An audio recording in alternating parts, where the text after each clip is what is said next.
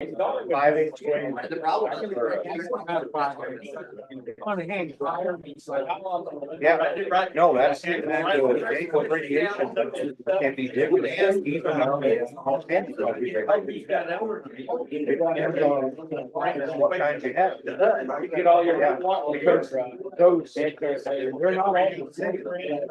Some of them are straight elements, some of them have oil. So, but if you have a series of field strength meters, then you can get a pretty good idea. That might be an interesting. Finding a good field strength meter, they set though, yes, really tough. You have a lot of money to get it. In the old days, they had one IHF, radio check. Yeah.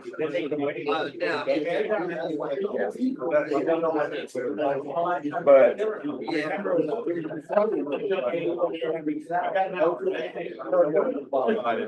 that's why frost band.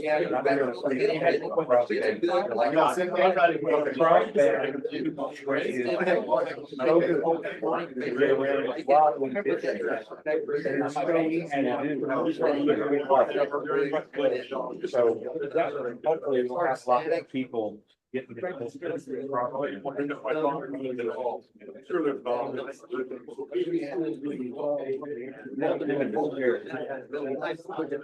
chairs are nice. Good morning. My name is Mike. I'm KE5ASN, and we're going to get our program started. I want to hand the microphone off so we can introduce our guest. Thank you very much. I've been honored to introduce, what's your name? Shorty. Shorty. I'm honored to introduce Gayland Kitch. That's what it's doing. Gayland, I've known him, I don't know, 40 years, some 80s, or somewhere in that range. Oh, long time. We were both better looking and all that good stuff back then. Gayland since then has become very well known in the weather community. He guides the tornadoes to more, so he gets all this good. More down here than we did. He got tired of them. He's getting ready to retire, so he'll send them down south to us. But that's good. Gayland's been great in the amateur radio and the emergency management community. They just got done with a week down south and brought a tornado in for the event, right? Yeah. So yeah. Actually, no, because I came home. You know, they had. You bugged out. Oh, okay, that's well. You got his job done, and off he took off running. But the really cool thing is he's adopted the digital Winlink capabilities, and now he's been running around the state trying to get all the emergency managers folks doing that stuff. So if you have not used Winlink, wake up. If you are using Winlink, you'll probably learn something here because I most of those kind of things. So Mr. Gayland Kitch, Whiskey X-Ray 5, Mike Oscar Romeo. I'm N-O-R, Mike Oscar Romeo, as opposed to club call, which is N-O-R. Close.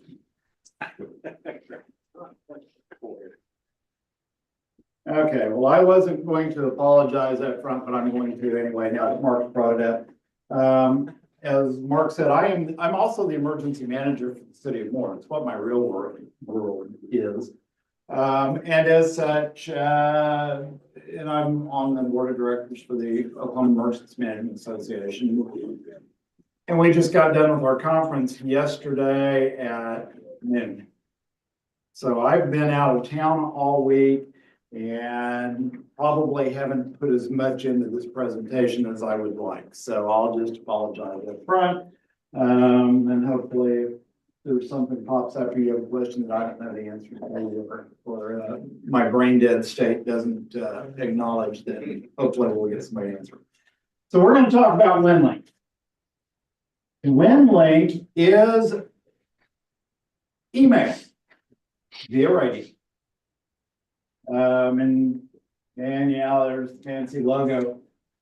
Here is an email that I sent back almost a year ago now. It's from me to somebody at oklahomacity.gov and a copy of myself and somebody at the health department. And another Ham, who is the president of the McCurtain County Amateur Radio Association. This was during the eclipse from last year, and it was passing data on the basic channel radio usage in the McCurtain County Emergency Operations Center. Big deal, right? Who cares? We do emit. Everybody have one of these? For the most part, does everybody have one of these? For the most part, does everybody do email on these? Yeah. So what the heck do we need that for? Hours go down. Yeah, so there may be times, you know, amateurs are supposed to, what? We're there when everything else breaks, right? Yeah. And yeah, you know, rah. You know, we're there when it breaks. And typically we always think in terms of voice communication. You've heard me say before probably that there's going to have in the public safety world, which is, you know, the cops and the firemen and those folks. It used to be that, yeah, it didn't take much for their radio systems to break because they only had one repeater, if that. And if it broke, they're going, oh my gosh, what do I do? And I can tell you that was the case back when, where's Mike at? Where'd Jeff go? He's here somewhere. Anyway, there he is, right in front of me. Jeff and I were dispatchers 400 years ago. I don't know, Norman probably had 2 cop repeaters, right? Maybe a fire repeater. And more, I had 1 cop repeater, 1 direct channel, and fire department direct. If my repeater broke, that was it. So amateurs may have had a role in voice communication and backing that up. In today's world, we do the comms people in the public safety world for the most part, particularly in the larger areas. We operate on PACE, primary, alternate, contingency, and emergency, which means I. That me. We have communication. But we have a secondary, an alternate. That's the A. We have a contingency.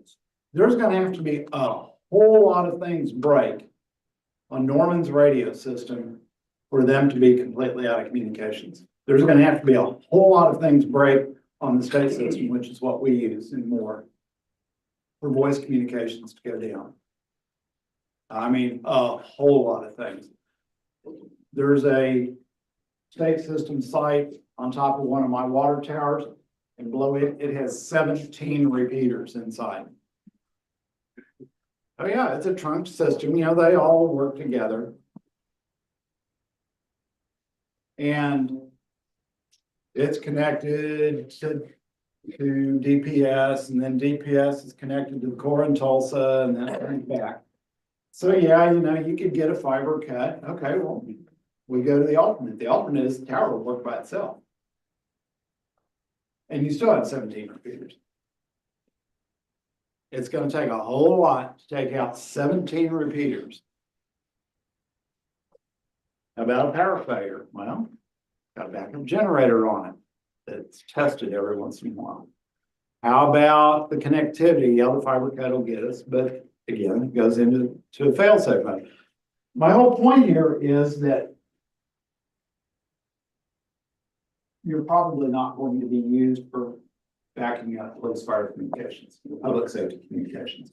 There may be roles with our non-governmental agencies, Red Cross, Salvation Army, all of the alphabet soup people that come to town when things go wrong.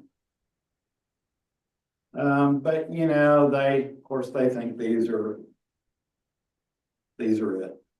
They don't understand that towers can go down. Let's think about McCurtain County for a minute. This example that I have up here. McCurtain County, largest county, one of the largest counties in Oklahoma. There ain't nothing there. except trees.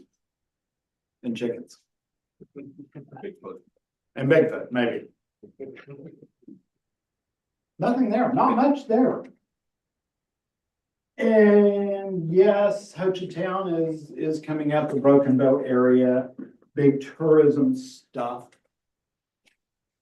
But their infrastructure is lagging. And it's very difficult down there because it's mountain. The reason there's trees is because it's mountain.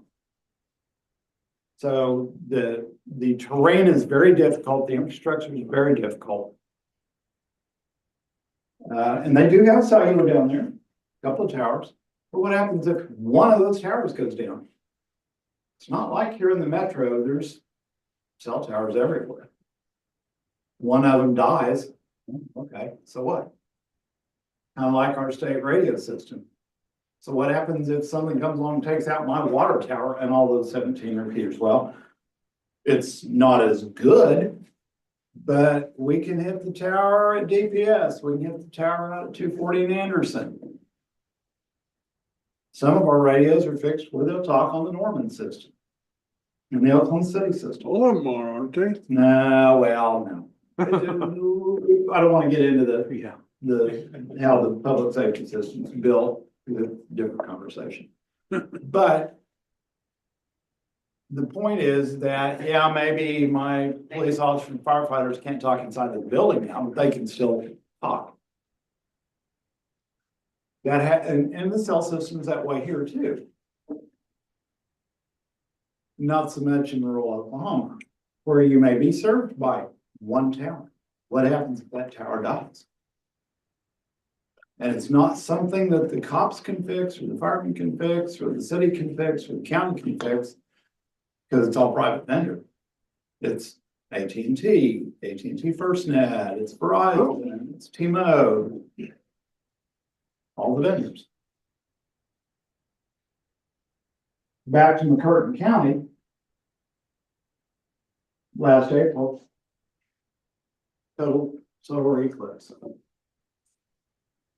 And the population of McCurtain County, there was the population of McCurtain County is somewhere around 35,000. There was expectation that people coming from all over the world to see the total solar eclipse occur, because the path of totality went right over Idabel. So you got 4 minutes and however many seconds of total darkness. People came from all over the world or thought were coming. And it was expected perhaps, and this is on a Monday, by the way. So you have everybody drifting in starting the weekend, right? Mm-hmm. Let's go party. Let's go look for Sasquatch. You're in the right place. Why not? What else you got to do? But their population was expected to go from 35,000 to maybe 250,000. Do you think their infrastructure can handle that? No. What happens if the one cell tower goes down? Yeah, or by the way, is it designed? How many people is that tower designed to support? Not that many. Not that many. You're right. Yes, they have surge capacity. Yes, it's built for more than, but it ain't built for, 10 or 15 or 20 times the amount of people. So, that being the case, what's going to happen to these? They're going to become a paperweight. Does this distinguish between whether you're a tourist coming in from Australia or whether you're the sheriff of McCurtain County? No. So do you think the sheriff of McCurtain County probably had a need to be able to talk and pass written documents? Well, talking. McCurtain County Amateur Radio Club is a pretty solid club. They got it going on. And they've got 2 or 3 or 4 different repeaters, and they tested direct, and they had the voice side down cold. What about data? What if there had been 250,000 people show up in Curtin County and we had a little baby hailstorm? One that you and I would normally yawn about, right? Yeah, we're used to this. And the people in McCurtain County who live there would have yawned too. But you've got 200,000 people that don't understand that a little hailstone. Oh, and by the way, where were these people gonna stay? You think there's 250,000 hotel rooms in McCurtain no. County? We pulled it. I went to support them on the communication side. We pulled a travel trailer down. Because we couldn't get a hotel room. And if we could have gotten one, it would have been $1,000 a night. Why not? You know? Supply and demand.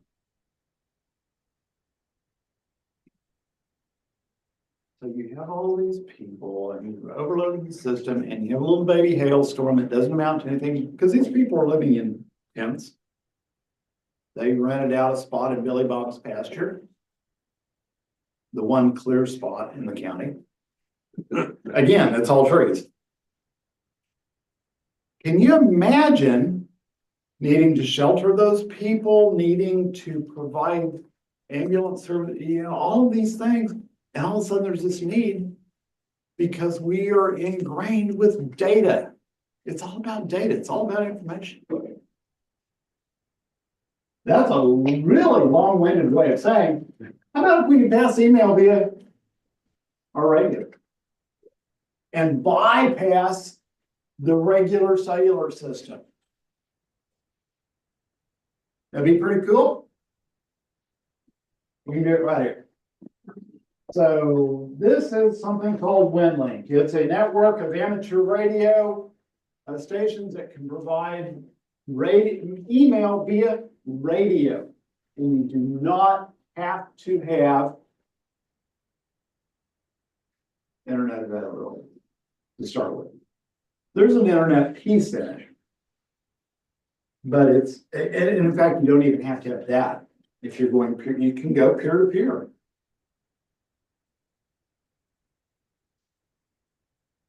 Again, it's a network of amateur radio stations that can pass email via radio.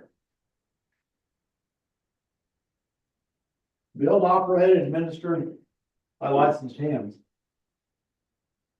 Uses amateur, government can use it. Some, I think, if you're familiar with shares, I think the shares folks use it.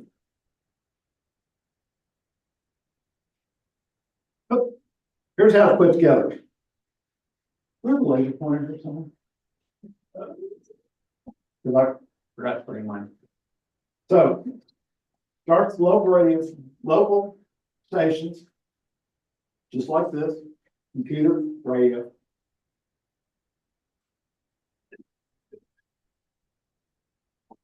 Got it. Yeah. Pointed at Denny, huh? Denny, does your dog chase laser pointers kind of like what cats do? Never mind. Okay, so you've got your local station. And then you have remote stations. And then you have the big stations. So the easiest way to say this is our buddy Larry here has a server station, one of these. And if my radio can find his station, then all of a sudden I'm out of the immediate area. And therefore maybe the internet is up. It goes into a large servers to collection station and then gets rerouted. So at least on the initial hop, you're bypassing the internet. By the way, his is VHF 145.03. This will operate also on HF. We sat at my command post in a remote parking lot. Anybody know where Pawpaw is? Anybody ever been to the casino and resort there? Okay, for those of you who don't, if you go up I-44, as far northeast in Oklahoma as you physically can get, there's a casino on the south side of the Oklahoma-Kansas border, Oklahoma. If you go into the parking lot, you're in Kansas. You get to it from I-44, exit 1 in Missouri. There's a place on the property that you can stand in all 3 states. Literally. So that's, you find where the point of Oklahoma is, and that's where this is. And we were running communications drills, a whole bunch of comms folks there. Vehicles, like, if you've never seen I have a big truck that has all sorts of radios and command stuff and communications. And we were running not via the Wi-Fi from the casino, because we're out in the far reach of the parking lot. The parking lot's a little way, it's a little bit of a hike from where we were. Out of Wi-Fi range, running that via HF into a server that was in Colorado, which then hooked us into the internet. We were passing email back and forth. It's kind of cool. So that kind of gives you the general idea of what's going on here. There's all sorts of other stuff here, but the important part is you have a local station, an RMS station, and then the big collection type servers. What do you have to do all this? I am not going to get into the weeds today unless you just really want it. And I'm not going to get into the weeds because everybody's radios and computers are different. We could talk about ports and plugs and USBs and sound cards all day, and we'd still miss somebody. Elmer Knight's a great way. Yeah, whatever. Yes, if you need a specific help, yes, but first of all, you gotta have some software. Winlink Express is the preferred one. You find it at winlink.org and then go to downloads and user programs, and eventually you'll find where it says Winlink Express install. By the way, you may see it somewhere as RMS Express or RMS something. That's the older version. It's got a new name. And when you install that, the main screen looks something like this right here. Looks like most software that you've ever seen.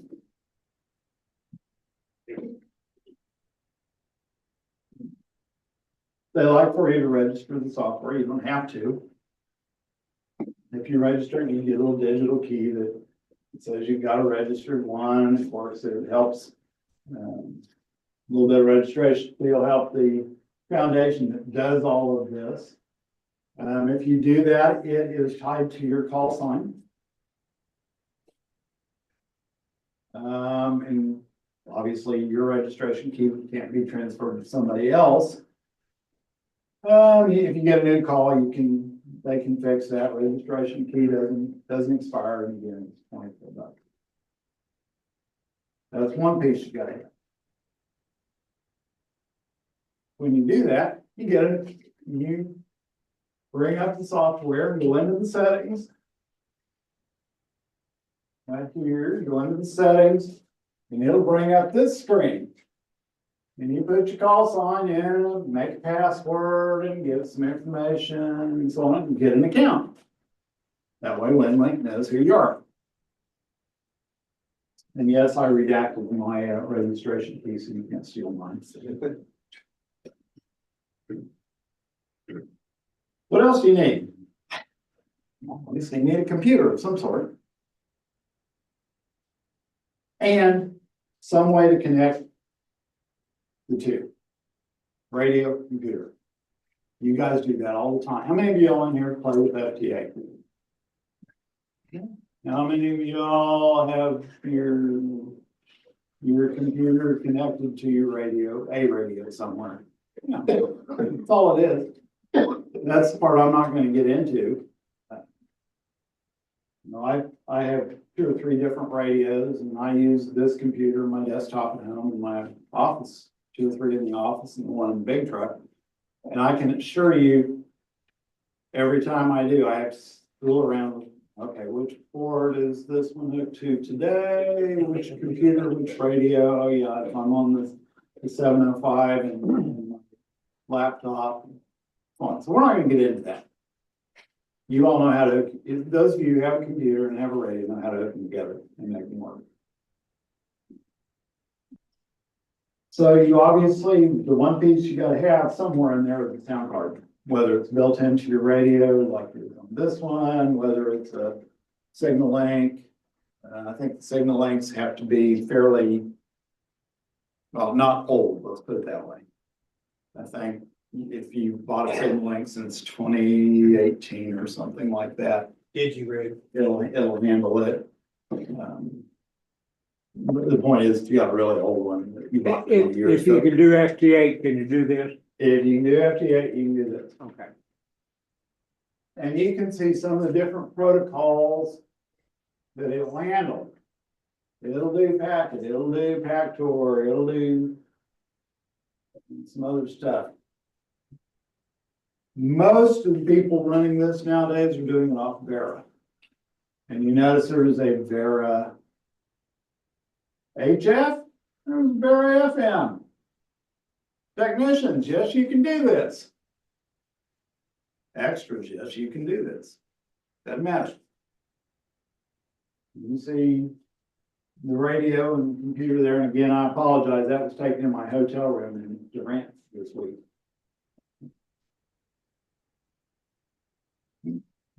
Talk a little bit about Vera. Pardon me. Vera is a low, a weak signal, high quality protocol. You can get to Vera, the software, again, there's an FM version, there's an HF version, I think there's a satellite version. You can get to that off the Winlink webpage, which I had up earlier, but if you missed it, it's winlink.org. Install that. You can get this. When you bring all of this up, you've got about 4 different screens of it. Some couple of things. Again, it's FM and HF. A couple modes of it at different speeds.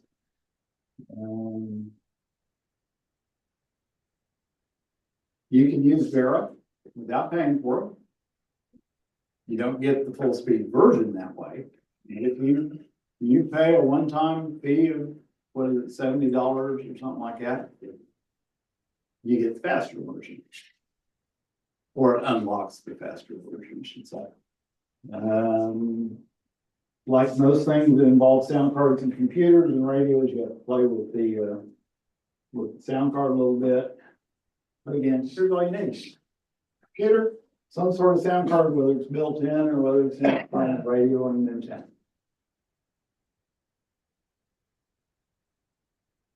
Again, there's setup that you see here. What do I have? I have a radio that has a sound card in it. I've got a computer, and those of you who came in a little bit later probably saw the antenna sitting outside. Normally, something like this would work. Yes, I'm ComSky. I picked the antenna, bought the antenna. And who knew? Yeah, that'll work. It doesn't work in this side, in this room. Which is why we had to go with the extra line. But that's all it takes. Yeah, I can't figure it out because I got something in it. But I brought all this in a little Craftsman bag in my backpack. That's all it takes. Let's look at the software a little bit. Bring the software up, and the first thing you're gonna want to know is what protocol are you using? Are you using Vera FM? Are you using Vera HF? Are you going peer-to-peer? Radio to radio. Are you using Pactor or whatever? select that up. And you tell it to start a session. By the way, these, the software, if you hover over the little icons, it'll tell you what they are. Because I assure you, you will forget. Or maybe that's just an Alzheimer's thing with me. So you press start and it will launch a session. This is the Vera FM Winlink session.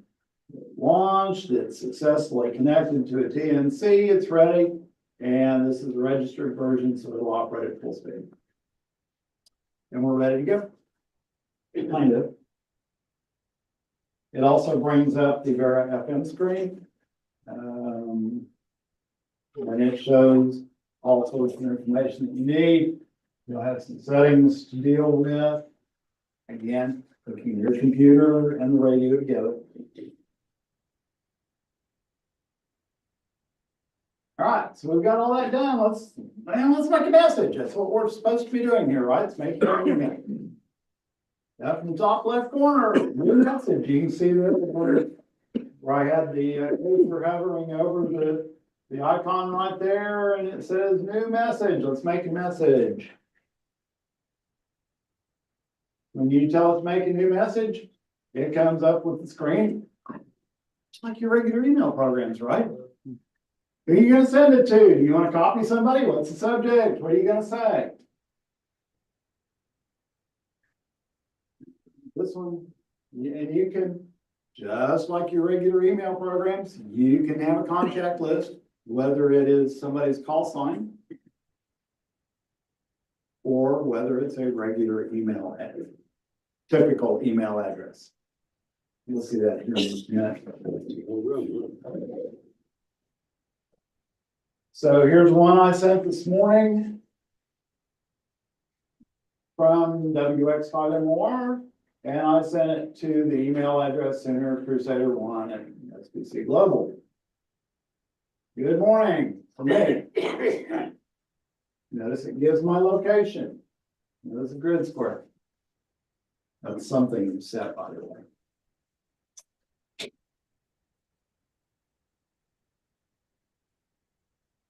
All right, we haven't sent the message yet, though. All we did back here, it's ready, and we have when you get ready to send it. Excuse me, when you get your email made, you want to post it to your outbox. That's this up here in the corner, and then it goes to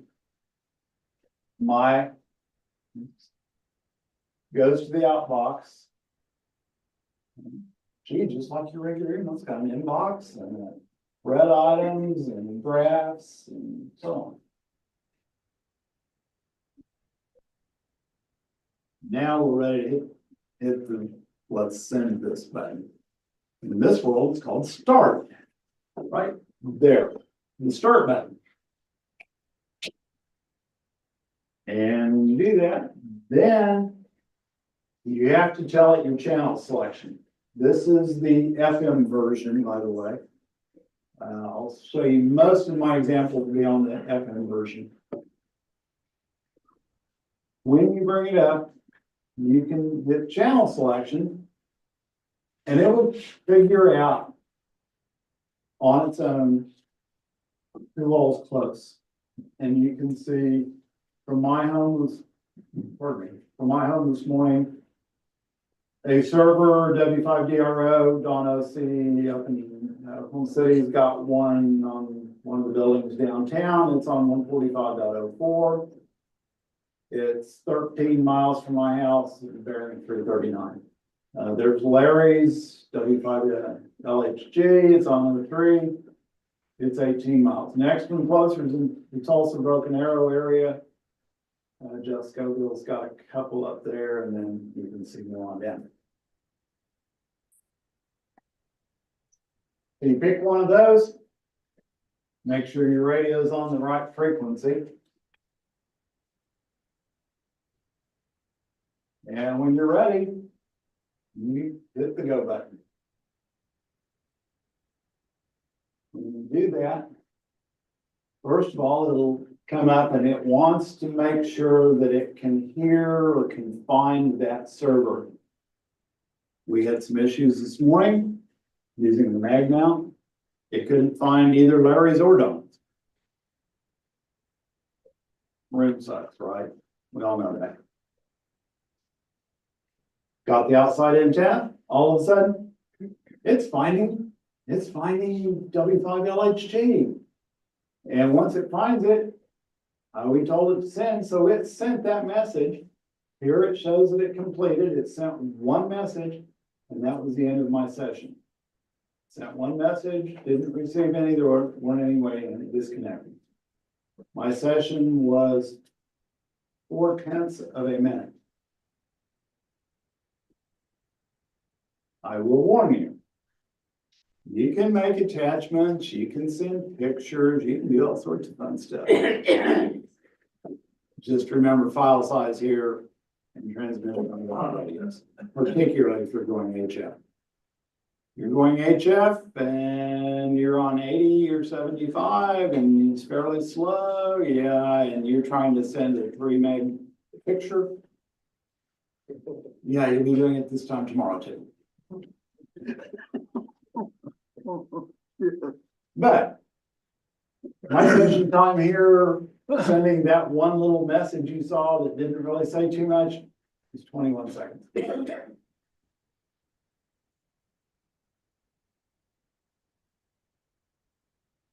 And here's what it looks like on the other end.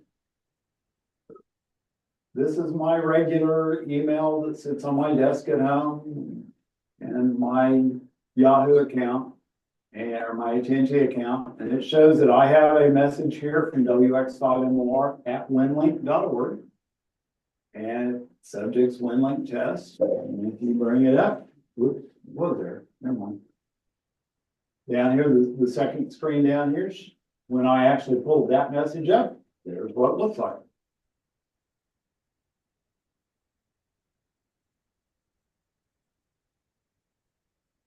Got a cool little feature here. When you go to build your message, this is the screen where you build your message, right? We saw that before. You have an option for select a template. And you can bring up a form and fill out the form. How many of you all are either playing or looking on your Oxcom stuff right now? I know there's some of you in here. So you know about ICS forms, right? Instant Command System forms. I'm not going to teach you ICS, I promise. And I didn't bring enough notes and neither did you. Yeah. How much coffee do we have? But in the public safety world, we like to use forms. We have to use forms because we have to document what we're doing. We have to be able, after the California wildfires, the LA wildfires, how many millions of dollars do you think they spent in fighting those fires? Hold on. I can't imagine the tankers they brought. Yes, the air tankers they brought in. Sorry, their terminology is different from mine. The air tankers they brought in, like the converted DC-10s. How much do you think those cost per run? Yeah, a lot. How about all of the task force firefighters they brought in from all over? Do you think you need to document all of that? Because somebody's got to pay for it, right? And the expectation would normally be that hopefully we get a federal disaster declaration and the feds come in and reimburse you for that. How many $1 million do you think FEMA gave the city of Moore after one of our F5 tornadoes? Several million. Do you think, does the government just come in and go, oh, here's your check. What'd you say you need, Gayland? Yeah, how about 5.2 million? Okay, here you go. Is it that easy? How many of y'all have a military background? Is it that easy? No. No, you're dealing with federal government.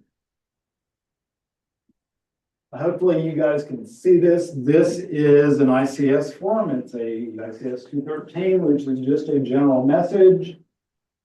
And it looks just like my paper ICS forms in my office or my electronic version that you can download at FEMA.gov. Says it's an ICS 213, so it's got a header, it tells who it's going to, who it's from, the subject, date and time, what the message is, who's approved that message and their title and other stuff. This is a fillable form on Winlink. If you bring up, there's a list of forms. You see there's ICS USA forms, and somewhere down here, there's the general message form. Boop, there it is. So you fill it out. I made this up this morning. Hopefully the spelling's correct. There's the name of the incident. That could just as easily be the LA County wildfire. This one is going to the Southeast Oklahoma Regional Coordination Center. They had an email. It's from the communications unit leader. Winlink test from McCurtain County. There's the date and time. It fills that in for you automatically if you don't change it, by the way. I had a heck of a time keeping it from putting in 2025 for the 308 this morning.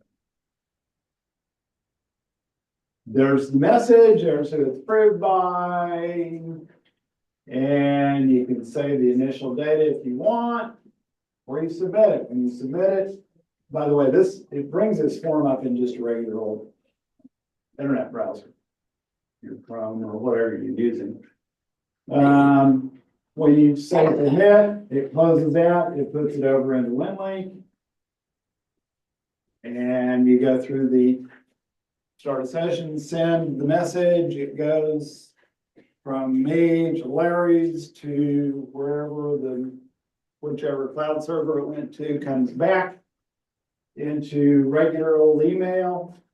And this is what it looks like.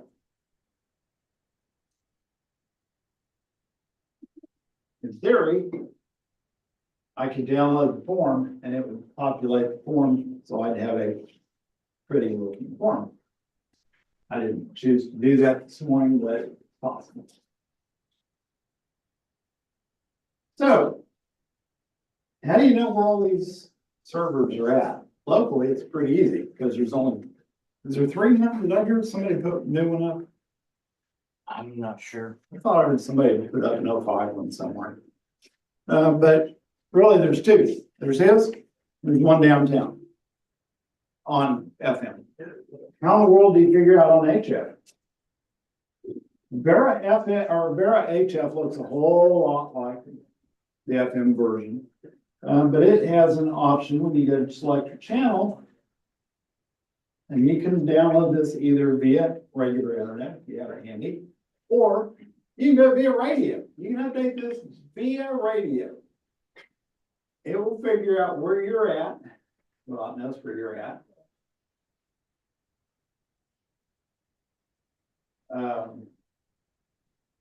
And it will, based on propagation, based on its list of people that have servers, it'll tell you which one it thinks you'll do best trying. So that one's on 3596 and a half. That also is up in the open area. It's just Scoville. You don't know the call. It thinks it's pretty reliable on the path and the quality is pretty good too. In fact, these were all green. If it gets down where it doesn't think you're going to do very good, it'll turn it red. Or if you don't have 75, look, there's 40. And this was early this morning. So what bands are typically good in the morning? Down low, right? Gets a little more sun up. Some of the higher bands will come in. This is no doubt change. Maybe we won't be able to look at it. Maybe we'll try or not. So anyway, this is how we figured out when we were up at Quapaw in command post. Well, hey, look, the top one here looks like it's not busy. Looks like it's in Colorado. Let's try it. We got a message from us in the truck in Quapaw, Oklahoma, which is right by Missouri and Kansas, all the way to Colorado and then back through the system. Okay, so let's try something here. This may or may not work well, but we'll try it anyway.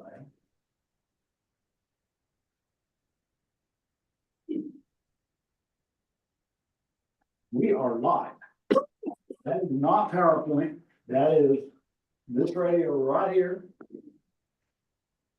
And I have the main program up. Oh, look, I have a message. Ben Curry, if you're there, hello.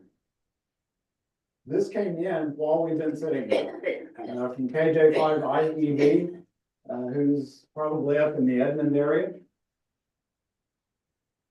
And so I've received a message because it's connected to Larry's server. It checks I got it set where it checks for messages every 10 or 15 minutes, whatever it is, one of your settings. And we actually, this is a live message that I received this morning at 15:49 UTC. And power it looks like. Over here is a list of contacts that I put in. You'll notice some of them are amateur radio call signs.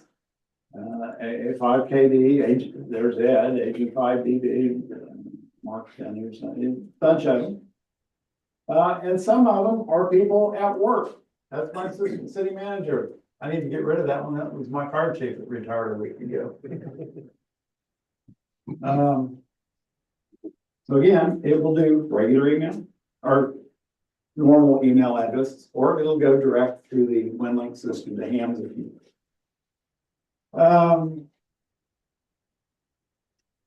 Over here are my Vera screens. There's one that shows that we could connect to Larry, and there's some of the Vera fancy stuff. Let's see if we can connect. So I'm going to press start.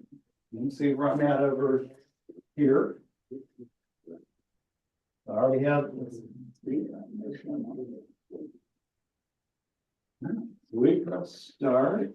Okay, so it's connected to RMS. It's connected to W5LG. Okay, Winlink Express.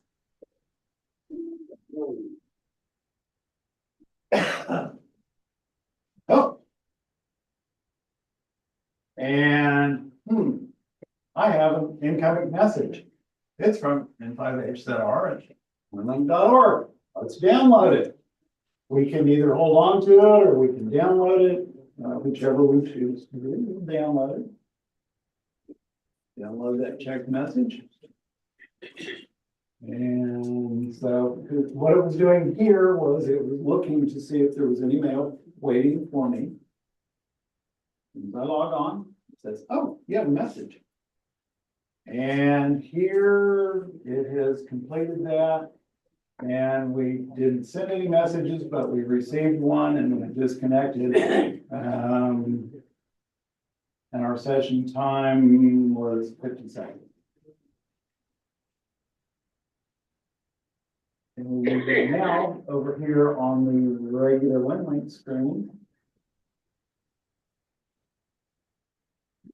it should show that we have one unread message in the inbox. And you can see right here, we have an unread message. Is this still looking like regular email?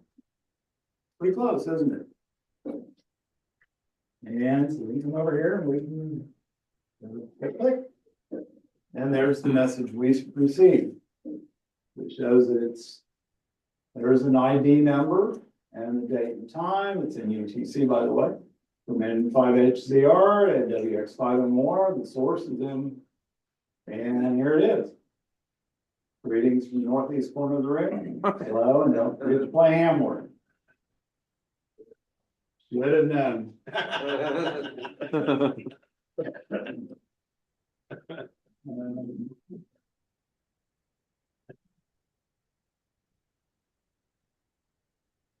Anyway, they give you an idea of what's going on here. I'm gonna switch out of here just real quick. Maybe. Nothing of real quick. We're gonna change over. If you notice I'm on Vera FM Winlink.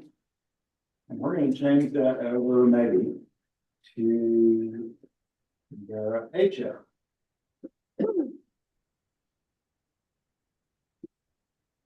I'm going to start a session.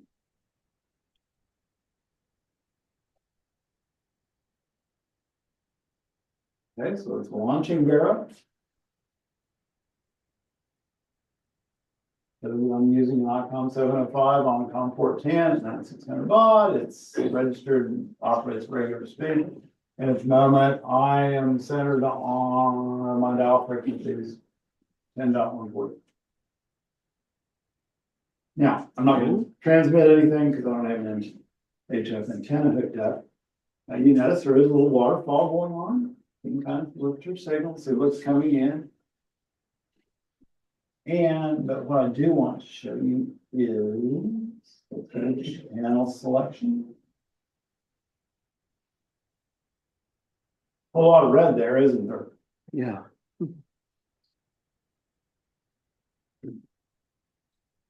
Yeah, but look at the We're going to update that via the internet. That's what I want to check. Okay, so it's updating RMS channel propagation indices for every one of the stations that it has. This will take, I don't know, what, 15, 20 seconds, maybe. Won't be long. What would it take at the slower speed, the non-paid version? Well, this right now is via internet. Oh, okay. So Yeah. You can update via radio. That option, but I chose to do it via the internet since I don't have an antenna like that. And there's what it came up with. It actually had updated that list when I can make this a little larger. It's not going to get any better because obviously I don't have an antenna with that.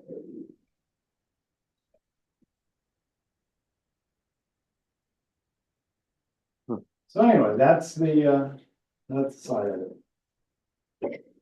The honest truth is, there's a whole lot you can do with this. It's kind of fun to play with. And it definitely, if you're out doing POTA, you can send email via radio. Certainly has implications for emergency communications. So you Oxcom folks, or emergency communications folks, wonderful tool. Wonderful tool. I had this, as I said, I had this live in the Curtin County Emergency Operations Center in case the regular email and internet died. We could, from down there, we could go either direction. Actually, I can go FM or HF down there because they don't have an FM server in the area. But that's okay. We can get it to. We can get to Broken Arrow via propagation. If we can get long distance, we could. So at this point, I'm going to stop. Questions? Oh my gosh. Jeff. If the answers to these take too long, just tell me and we can talk about it later. I noticed on the servers, some of them use narrow, some use wide. Why is that on the ham bands? It's the way the servers or the radios are set up, the gateways are set up. Does the software go ahead and? No, that's one of the settings in Vera that you can tell it. Depends on the host radio. It may or may not have 9600 baud available. The problem with me and settings is I have to hunt for the right. Anyway, I'm not gonna find it just right off. And my screen needs screwed up anyway because of the new stuff. That's all right. Anyway, I'll throw the other question at you. Zones, what if you want to limit your traffic, you want to set up a zone so that if you send a message out, it goes to a zone that's pre-selected by you, the operator, you can, how do you do that? well, you're not blasting, you're looking for a particular person. Right, So I would send a message, I would send an email from me to N780G. what if I want to send it to a zone of people because we're working a mass? Then you just like your normal email, you set up groups. Or you, I think the initial one, let's see if I can get back. If I get back. The one message that you saw right on the very beginning screen. Funny. Yeah, I know you can't see this from out there, but this is, email is sent to John Love at oklahomacity.gov, but it's copied to that person, Lizzie Woods at the Health Department, W5CDW. And so you can set groups like that. Okay, all right. So, Is there a particular operating system that offers more featurability than any other operating system? you know, I tried to look and I don't, I think this is all Windows based. Have you ever seen a Mac version somewhere? It is all Windows based. There are options. One of them is called PAT, P-A-T, that is available for Linux, which you can run then on one of the root machines. The Vera FM stuff is typically all Windows based. That portion of it there. Name is Winlink, and they are staying that direction. Others use, I use the patch software and it works fine. It's just not as graphical. Have you used it on Starlink? Yeah, And does the system cache? I've actually used it. I've gone peer to peer between two Arden stations. Does the system cache the message for so long, then return it as undeliverable, or does it even do that? It will hang on to it, and I assume that whenever you log in, it will. In fact, the Tulsa people, the Tulsa areas people, wife and kids, you know. The Tulsa areas people have a Winlink net every week. It's based around Thursday night. And I hadn't been in it since Christmas, and I hadn't had my Winlink up in a month or two. And I got all the messages from back then. I suspect it probably goes away after a while. Winlink will shut it down if you do not use it in 400 days. Oh. Wow. Yeah, okay, a little over a year. I saw, yes, It's, what, the channel selector, is it based on location or propagation? I didn't really understand it. on the HF side, you put your coordinates in, that's a setting. And then based on that, it looks at propagation. And it goes through every one of the servers that it knows about, which would be all of them, you have to know that. But it goes through all of those and figures out what the propagation is currently between you and that. These answers both. Yeah, you kind of briefly talked about the Tulsa Areas Group as a weekly net. There's also several others that happen. Winlink Wednesday is a good one just to practice guess what day it is. And it's a real simple deal. You just go out to a particular guy's email address. I can give it to our, it's call sign. And typically it's just your call name, your call sign, your name, your location, and that kind of stuff. So it's a good way to just make sure your radio is working, your interface is working, and so on. There's one in the Great Lakes area that's a weekly deal. Sometime during the week, you can send a message to them and they reply back to you. And then, of course, our favorite one here in Norman is Hamword, and that's a fun kind of a deal. You don't really have to go over the radio to do it. You can use the telnet kind of a connection. but it's a fun thing to do as well. Other questions? Very good. Well, thank you. Hopefully this wasn't too disjointed of a presentation. And there's far more facets. Well, I mean, we can talk for hours about it. We won't. We won't, I promise. Thank you, Gayland. Let's take 5 minutes and be back, for 10 minutes. Be back in here by that clock and ready to.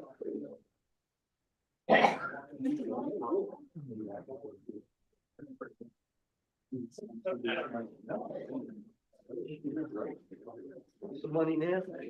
Yeah.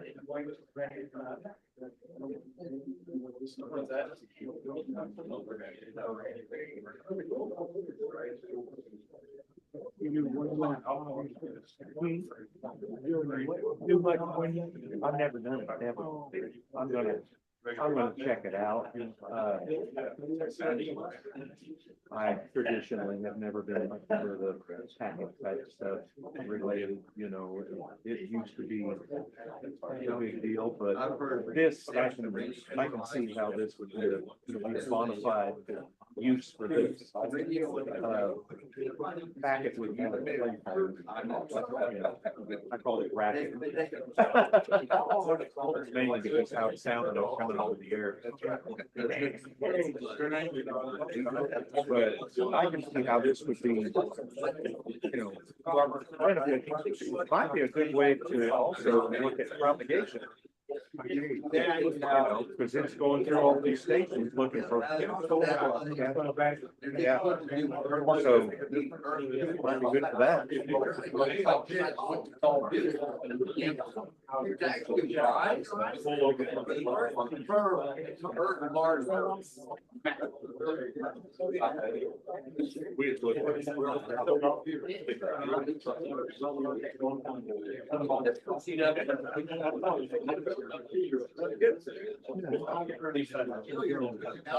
Hope to get a bathroom.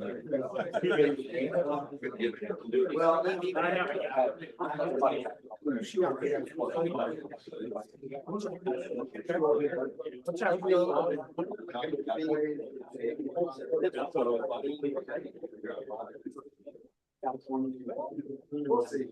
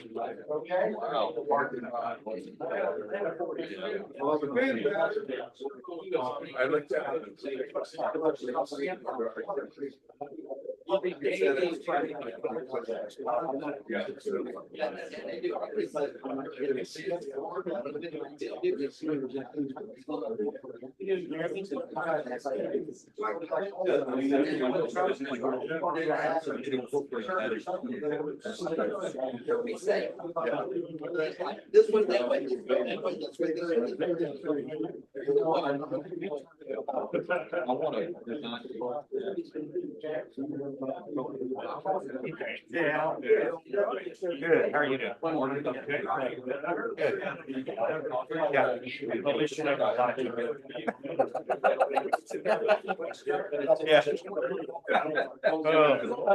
I haven't been to a meeting in a while, so I thought I'd start trying to get back into this swing thing.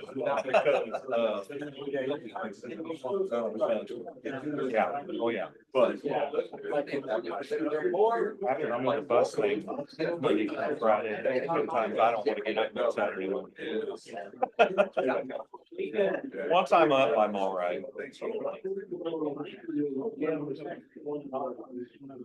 Our wife, but you know, I'm trying to get. Work with him. They have heard the morning, they want to check in on the net. I did. Yeah. I used to work with him. Never in a million years would I think he'd never have a radio license. But he called me. Oh.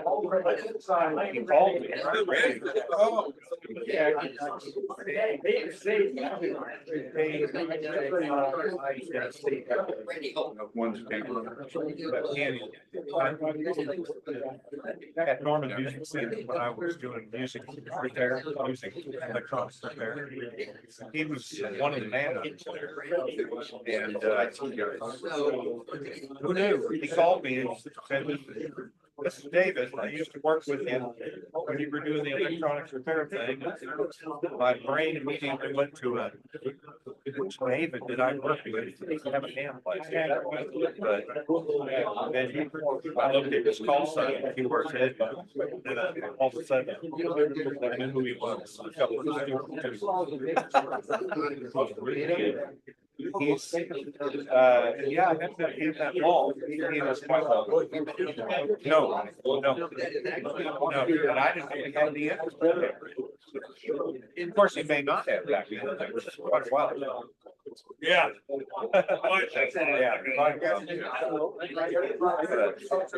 4 or 5 call signs ago. I'm on my last one. Well, this one has meaning to me, so might have to send the American Volunteer to me, the Flying Tiger. So this is kind of a tribute to him that I won't change. I promise you don't. I have gone through a lot of calls. Yeah, I know. Yeah.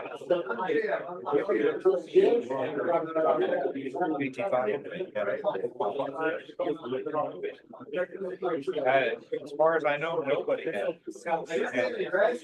Last time I looked, not me. But I did like that call sign. Somebody I worked with, they weren't a ham or anything. You're always listening to KTOK. You get a call sign KT5OK. And I thought, well, I'll check it out. I was really surprised that it was available because there was he was, hey,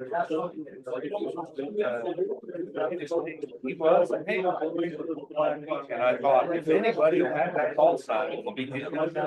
But he didn't have the call sign. I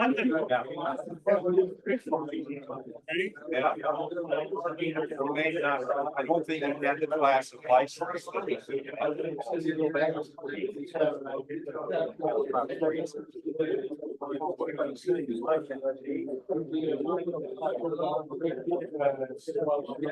He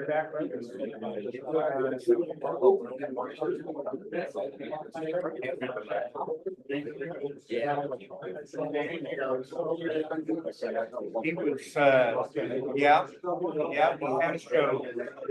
Is he okay?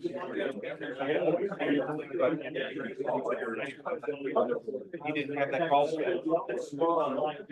So that was one that, you know, I liked it better than a lot of the others I had. Well, you know, you all can relax. I waited for this one for a few years. There was a guy in the Phoenix area who had it. He actually let it license expire. And then he got rid of the license. He got another call. So this one sat dormant, and I kept watching. Okay, let's head back to our seats.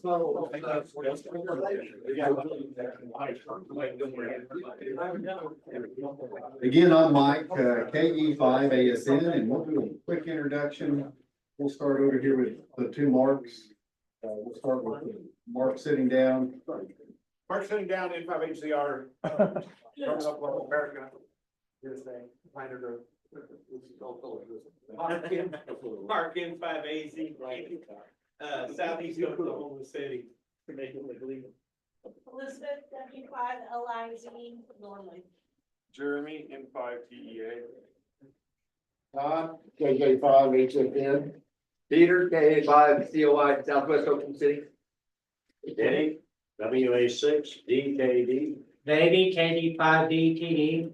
Billy, KJ5DWH. Brett. Kim. KA5HFE. Okay. Brent, KA5CWG. Bob, KF5EVGs. Aubrey, KF5DJH. David, KF5QMF. Yeah, KD5CKK. And the other jet, N780G. Al, 85L. Larry, W5LHC. Chris, K5JZM. Bill, AE5F. Gayland, WX5MOR. Ken, K8WGE.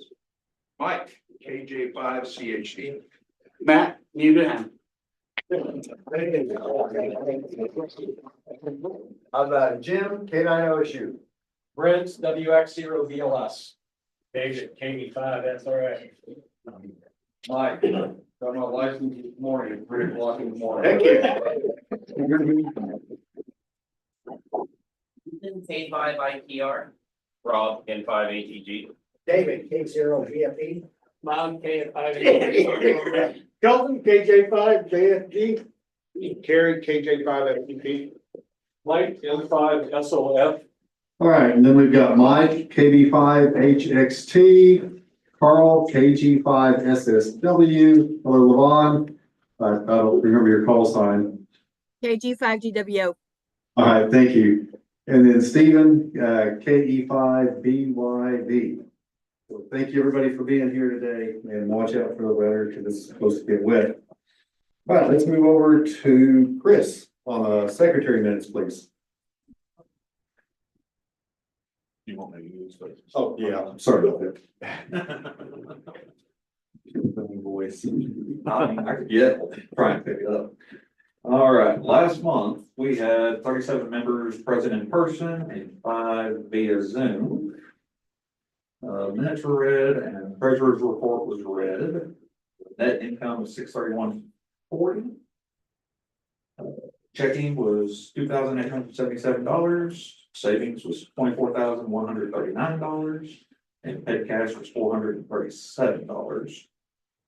And then we had a moment of silence held in memory of all the silent keys from the past month. BE report, we had 4 new technicians, 5 upgrades to general, and 2 upgrades to amateur extra.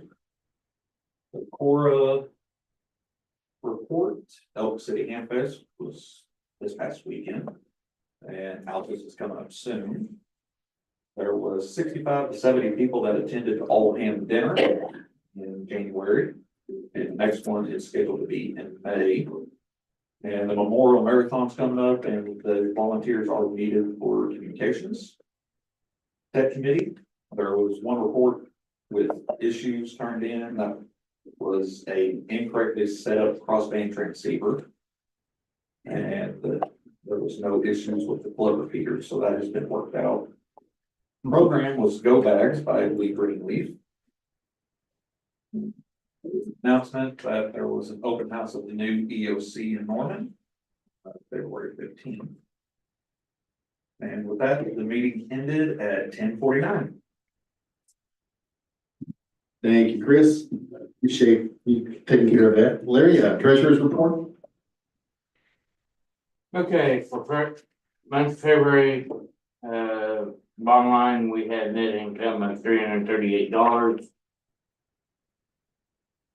And, so balance sheet, we had $3,322 in the checking account, 24,164 in savings, and 316.09 in petty cash.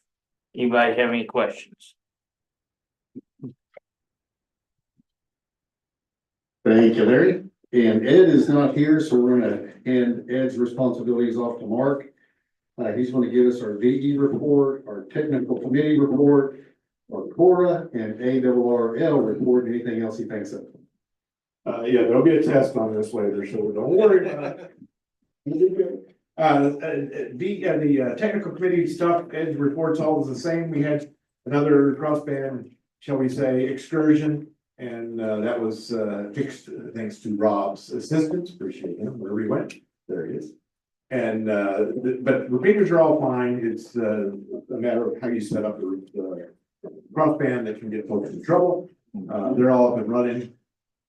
Last night we did, Thursday night, we did a test session here in the big firehouse number 7, and we met the guys that passed the test. So that was very good. We had 2 folks show up, 2 new amateurs show up. We do that every first Thursday of the month. Here at 6:30 at the firehouse 7. If you got friends that want to test, come on, do it. You need an FRN to make it happen, and it's easy to get if you punch all the buttons, so that should be good. Cora, good stuff. Today is a core meeting. If you want to get more involved in the Central Oklahoma Radio Amateurs Group, that's the group of hams. We are a club of clubs.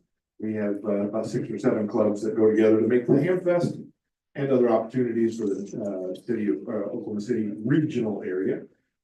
We do a Ham Fest in July for Oklahoma City called Ham Holiday. It's a great place to buy stuff, sell stuff, learn stuff. And we do another one in October that is down in Ardmore.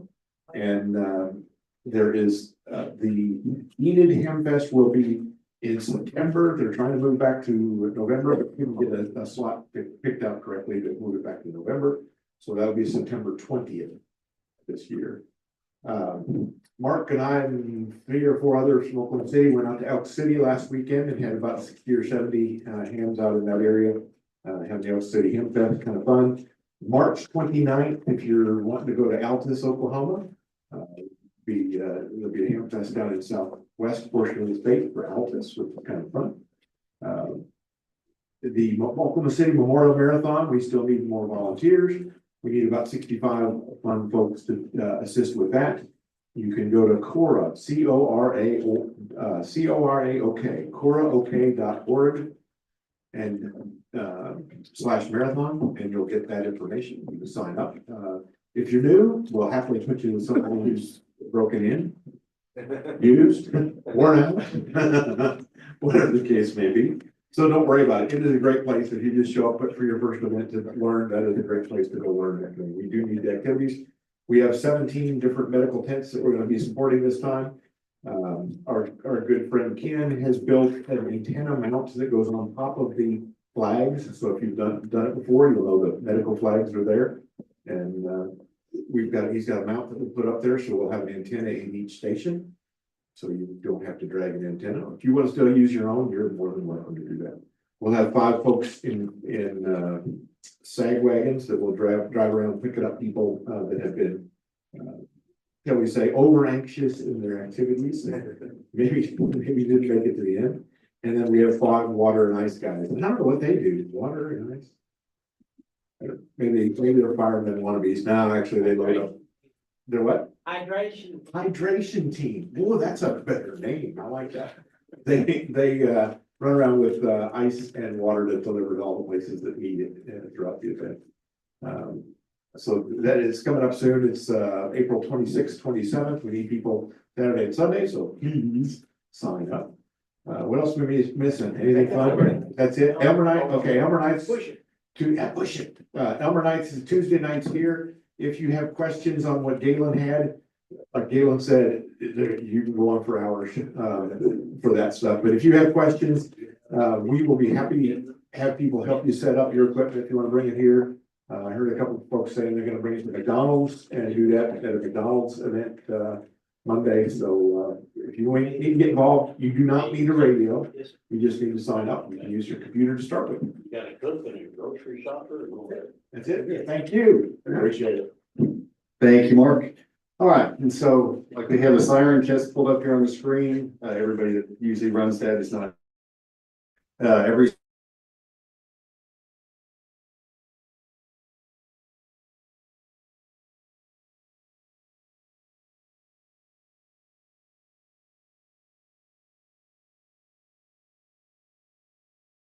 It doesn't sound like we'll have a siren net today, so, but usually it's every Saturday at 12 noon.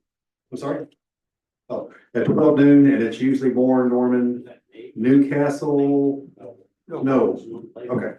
And then, for those of you that don't know, there is a McLean County Aries net every week. I'll let Rob tell us about that, but for those of you that live out that way, that's a great net to probably look into. We got a bunch of nets. We'll go over all those here in a minute. So about a year or so ago, we started doing the McLean County Aries Net. McLean County Aries is a fairly new group. They didn't have one before. So last year, the few of us got together, we started having our net. So we have a net every Wednesday evening at 8 o'clock. I know it conflicts with, I believe it's the 10-meter net, if I'm not mistaken. But it's kind of hard to find a new place for a net that isn't taken. So every Wednesday evening on David Gates repeater, 442.400, 141.3. So it is most of the time an analog FM net. The 4th Wednesday of every month, it is in digital. Now he has a Yaesu repeater, so it's in system fusion mode. So if you can't normally get in through analog mode and you can't hit the repeaters in Northwest Newcastle. What about 70, 80 feet, David? Okay. Then on that Wednesday, if you use a hotspot, he also has that repeater tied to a YSF reflector, the Tri-City room, and a Wires X room. So I think the YSF reflector is 57618. I don't remember the Wires X room number 8 something. Do you remember? He's looking. So anyway, you can find his Tri-City room when you look it up. We'd love to have everybody that can join in. I'm sorry. He's got it, huh? So it's 81281 Wires X. I'd love to have everybody join. Don't have to be a McLean County Aries member. Don't have to even live in McLean County. So Mike checks in, Mark Clayton checks in, Billy checks in once in a while, Jeff checks in. So we've got several. Feel free to join in. But right now, it's pretty much a check-in and announcement. What's up? Sorry. What? Yeah, and if you use a hotspot on those the 4th Wednesday digital net, you have a hotspot, you have DMR. And you want to join in, you can still do DMR to YSF cross mode on your hotspots. And again, if you don't know how to do that, you can come on Tuesday night. We can help do that at Elmer night. Let's see, there's something else. What's that? Wednesday morning, thank you, Mike. Yes. So on Wednesday mornings, our area, the McLean Aries group gets together just informally at 8 o'clock at the Jimmy's Egg in Newcastle. Denny announces that for us usually on the MacNet. But if you haven't heard that, we get together again, Wednesday morning, 8 o'clock, Jimmy's Egg for about an hour. We're usually out there by about 9 o'clock. So anybody that can join us, love to have you join us. We will be also this year doing severe weather nets on McLean County on the same repeater in analog mode. So we will coordinate with either Mike or Mark on whenever the Cleveland County stands up their Aries net, and we'll do a little bit better job coordinating this year, but obviously most of the time, what hits Cleveland's gotta come across McLean, so. I was gonna say, you guys need to act that before we do. We do, and yeah, we do. And, but we'll coordinate when our nets are gonna be happening. Also, most of us that run our McLean County nets have dual receive radio. We've got one on the 06 repeater anyway, so we're hearing each other. We can liaison back and forth with those as well. So come join us.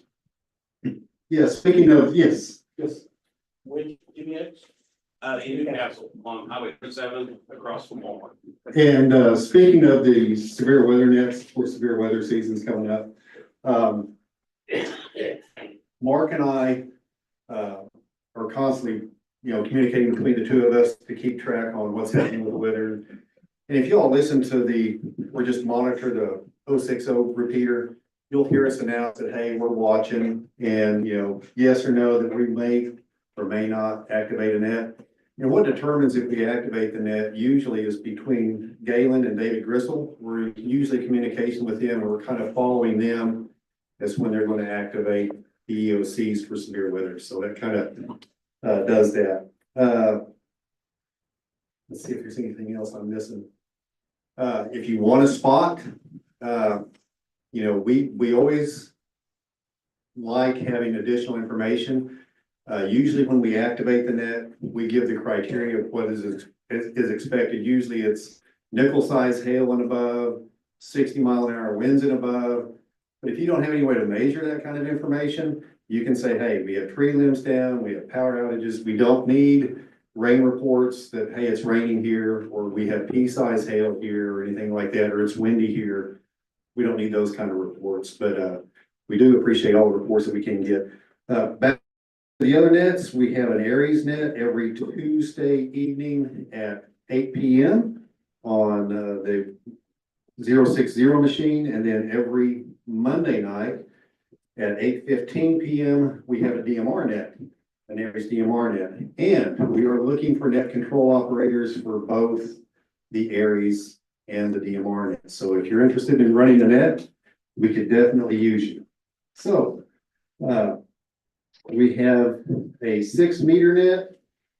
We also have a 10-meter net and a K85 UGO net. And I'm going to hand this off to Davey and let him go over all those.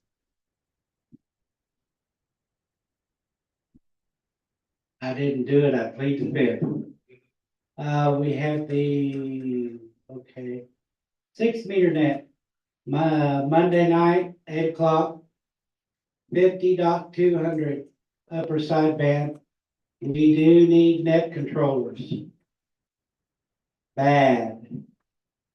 I will be moving to Ada the end of May. And so I won't be able to do the nets that I currently do now. So we do need them. You need bad net controllers, or you need net controllers badly? Yes. Where am I at? 10-meter net. Wednesday night, 8 o'clock, 28.445 upper sideband. And that's a good group to get together. The KD5 UGO Memorial Net is on Thursday night. Now, after I leave, should you choose to keep that one going, that's totally up to you. But that's Thursday night at 8 o'clock. That one is on the same repeater as a siren net on 443.7. So that's all I have from there. Back to you. Thank you, Davey. And then we also have a MAC net and a gossip net. And Denny, if you could cover the MAC and the gossip, please. Yeah, the MAC net is Monday through Saturday at 9 o'clock in the morning. It's the only net that's at 9 o'clock. Everything else is on 8 o'clock. Anyhow, good old MAC net. We have somewhere between 25 and 35 people there in the morning. So stop by and say happy to us. Let us know what you might be up to. And if you're needing anything, just let them know.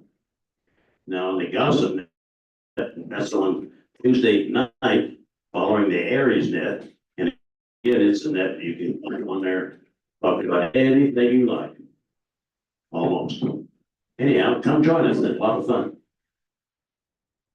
Thank you, Dean. Yeah, we have a lot of nets and a lot of stuff to get involved with. I'm gonna hand this over to Mark. He's going to visit with us about silent keys. Let's take a moment. You need it for the. For them.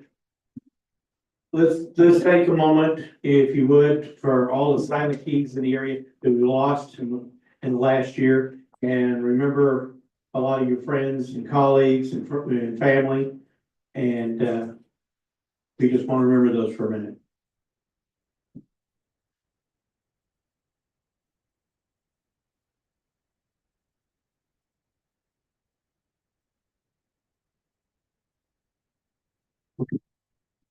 Appreciate it.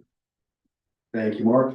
And again, we really do need some net control operators. You can, gosh, you can get a hold of either one of the two Marks. You can get a hold of myself, or yeah, if you know somebody, even on the Mac nets, Davey, whoever, just let them know and they'll always get the information over to us. One last thing, we do have 40th anniversary stars ball caps. We have, looks like 3 black, 1 beige. They're $15 a piece, so get yours before they're gone. And I think that's everything. Do we have anything, any other questions, anything else we need to cover? All right, well, thank you everybody for coming. Appreciate y'all being here. Have a great rest of your day.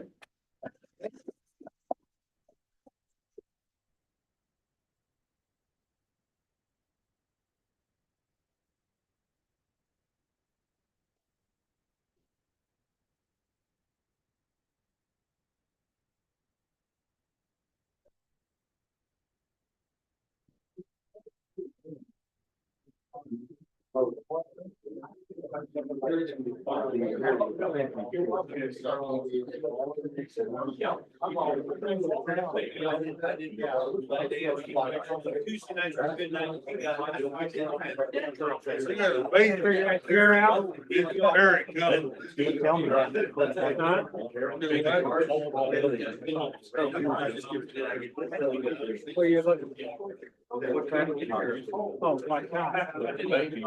my God. Yeah, I do.